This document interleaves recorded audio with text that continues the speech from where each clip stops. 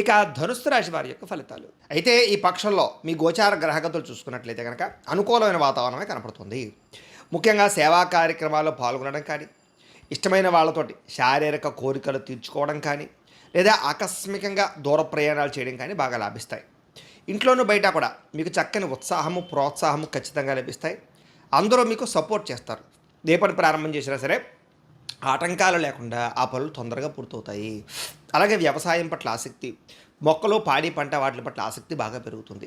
అందరూ మిమ్మల్ని గుర్తిస్తారు, పొగుడుతారు. మిమ్మల్ని ఒక గొప్ప వ్యక్తిగా అందరూ కూడా కీర్తిస్తారని చెప్పొచ్చు.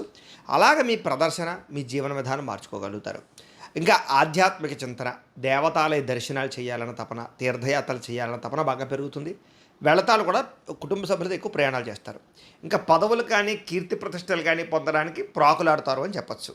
అలాగే మొండితనం, అంటే ఏదైనా ఓ పని పూర్తి చేయాలంటే పట్టుదలతో ఆ పని పూర్తి చేస్తారు. అంటే ఇంక అయ్యేదాకా మీకు ప్రశాంతత ఉండదన్నమాట. అలాగే ఎవరైనా ఏదైనా చెప్పినా, ఎవరైనా ఏదైనా ఏదో తప్పులు చేద్దామన్నా మీరు ప్రభావితులు కారు దానికి. అంటే కనుక ఒప్పుకోరు. స్ట్రిక్ట్గా మీరు రూల్స్ ప్రకారంగా వెళ్ళాలనుకుంటారు. ఇంకా అందాన్ని పెంచుకునే ప్రయత్నం, ఆరోగ్యాన్ని పెంచుకునే ప్రయత్నం, మిమ్మల్ని మీరు మార్చుకునే ప్రయత్నం చేసి సక్సెస్ అవుతారు. ముఖ్యమైన వస్తువులు కానీ, వాహనాలు కానీ, భూములు కానీ, యంత్ర పరికరాలు కానీ ఏవైనా సరే కొందాం అనుకున్నట్లయితే కనుక ఈ 15 రోజులు మీకు కలిసి వస్తుంది. నిరుద్యోగులకి కోరుకున్న కంపెనీలో ఉద్యోగ అవకాశాలతో పాటుగా ఉద్యోగ అభివృద్ధి కనపడుతోంది. ఎప్పటి నుంచో తీరని అప్పులు, రుణాలు తొందరగా తీర్చగలుగుతారు. వాటికి సంబంధించి లావాదేవీలన్నీ కూడా మీకు సజావుగా సాగుతాయి. నిరుద్యోగస్తులందరికీ కూడా మీరు ఏదైనా సరే ఉద్యోగ ప్రయత్నాలు చేస్తూ ఉన్నట్లయితే కనుక ఏదైనా నత్తనడగ్గా సాగుతున్నా, తర్వాత చెప్తాము వెళ్ళిపోమన్నా మీకు అలాంటివి ఆఫర్ లెటర్స్ వచ్చే అవకాశాలు ఉన్నాయి.